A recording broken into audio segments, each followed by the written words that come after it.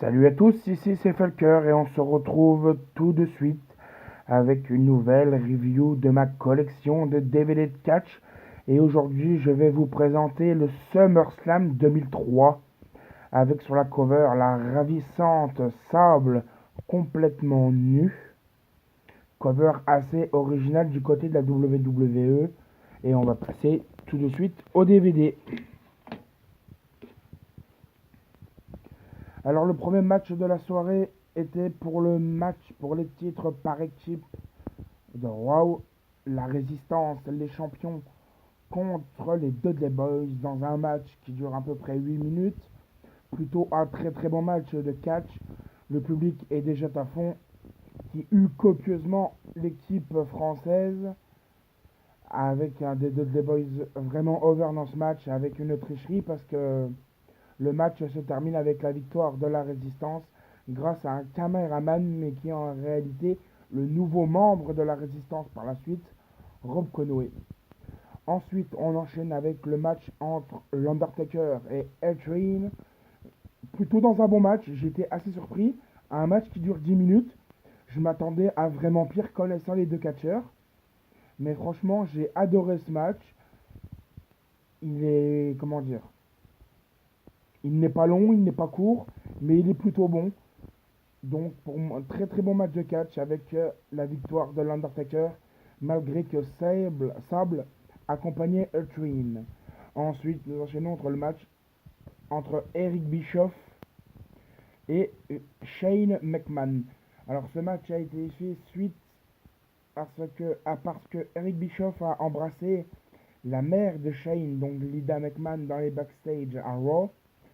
Ce match était un match simple, mais ensuite le coach est intervenu pour frapper Shane McMahon avec une chaise et Eric Bischoff a officialisé le match, que ce match sera en Fun Count Anywhere. Pareil, match de 10 minutes. Bon, faut pas s'attendre à du grand match de catch connaissant Eric Bischoff. Quand on a Shane McMahon dans un match en disqualification, c'est vraiment du lourd. Et bien, ils l'ont encore prouvé une fois de suite avec une descente du coude sur la table des commentateurs hispaniques qui lui donne donc la victoire sur Eric Bischoff. Ensuite, on enchaîne avec un match pour le titre des États-Unis en Fatal 4-Way avec Eddie Guerrero, Chris Benoit, Rhino et Tajiri dans un très très bon match. On connaît les quatre. Bon, celui le moins, à ce qui catch le moins bien, on va dire, c'est quand même Rhino qui a plutôt un rôle de, de Steve dans ce combat à 4, mais bah voilà, hein, Eddie Guerrero, Chris Benoit, ça se connaît par cœur, Tajiri, très très bon technicien cruiserweight, dans un gros match, pareil, de 10 minutes, ça va très vite, il y a du spot face, avec la victoire d'Eddie Guerrero par tricherie, évidemment, du grand Eddie, voilà, donc un très très bon match pour le titre des États-Unis. Ensuite, on enchaîne avec le Kurt Angle Brock Lesnar, la revanche de WrestleMania 19. Exceptionnel ce match. Exceptionnel. Un gros match de 20 minutes. Exceptionnel. Franchement, rien à dire. Avec une intervention de Vince McMahon en faveur de Brock Lesnar qui a fait un heel turn à SmackDown, mais dans un gros match. Très bon match. Malgré les interventions de Vince McMahon, Kurt Angle fait abandonner Brock Lesnar, fait abandonner la bait. Brock Lesnar, Here Comes the Pain. Voilà, très bon match de catch. S'il y a bien un match de catch que vous deviez regarder, c'est celui-ci au WrestleMania 23. WrestleMania 23. Au SummerSlam 2003, pardon. C'est la fatigue, ça. Donc voilà, très très bon match, exceptionnel, rien à redire. Le match très bon, quasiment parfait. Voilà. Ensuite, on enchaîne avec un match entre Kane et Rock Van Dam dans un No Holds Bar. Sur la jaquette, ils disent que c'est un match simple, mais en réalité, c'est un No Holds Bar qui est bien annoncé par Howard Finkel, l'annonceur de Ring pour Raw. Voilà. Premier pay-per-view de Kane sans son masque, pardon, aussi, à souligner. Voilà, hein, Rock Van Damme, on le connaît tous. Kane en hardcore, c'est vraiment bon aussi. Voilà, un gros match environ, je crois, qui dure à peu près 13 minutes. Franchement, voilà, la destruction de la part de Kane. Rock Van Damme qui joue de la technique. Voilà, c'est vraiment un bon match, hein, j'ai bien aimé. Donc, voilà. Et ensuite, on passe au main event de la soirée. L'élimination Chamber match pour le titre de champion du monde poids lourd entre Triple H, Goldberg, Chris Jericho, Randy Orton, Shawn Michaels et Kevin Nash. Alors pour ce match, pour cette élimination de Chamber, je la trouve courte, mais très très bonne. Et le seul mec qui fait tâche hein, dans cette élimination de Chamber, c'est quand même Kevin Nash. Donc voilà, bien sûr, hein, Kevin Nash il dure pas longtemps.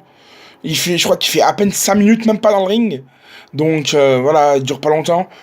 Pour moi, j'aurais mis un autre catcheur à la place de Kevin Nash. Mais voilà, il y avait Kane et Rock Van Damme qui s'affrontaient. Donc c'était assez compliqué de trouver une autre personne à Raw. Enfin, il y avait quand même Christian qui fait une apparition, qui parlait avec Bischoff un peu plus tôt dans la soirée. Pourquoi pas, ouais, Christian dans cette émulation de Chamber. Ou bien Booker T. Aussi, il y avait Booker T, mais voilà. Ils ont préféré mettre Kevin Nash qui pour l'instant fait tâche dans cette élimination de Chamber match. Ben voilà, une grosse élimination de Chamber dominée hein, par la rentrée de Goldberg qui élimine pas moins de 4 catcheurs, qui élimine Randy Orton, Michaels, Chris Jericho, et qui envoie Chris Jericho, vous savez, c'est l'élimination de Chamber où il y a le fameux spear de Goldberg sur Chris Jericho qui traverse le plexiglas de la cage où ils sont enfermés. Voilà, une nation de Chamber assez mythique et assez connue, avec la victoire de Triple H, avec un coup de sledgehammer, pendant que Goldberg courait sur lui pour lui faire son spear. Voilà, victoire de Triple H, et après, l'évolution qui revient, avec Ric Flair qui était déjà aux abords du ring, et Randy Orton qui passe littéralement Goldberg à tabac et le menotte dans la cage. Voilà, donc une nation de Chamber très très bonne. Un pay-per-view très très bon à avoir dans sa collection de DVD en 2003 avec le Royal Rumble, le WrestleMania 19 et maintenant le SummerSlam 2003. Pour l'instant, c'est les trois qu'il faut vraiment avoir dans votre collection. Vengeance est à regarder et peut-être à prendre aussi, mais voilà. Si entre Vengeance et SummerSlam, je vous conseille de prendre SummerSlam.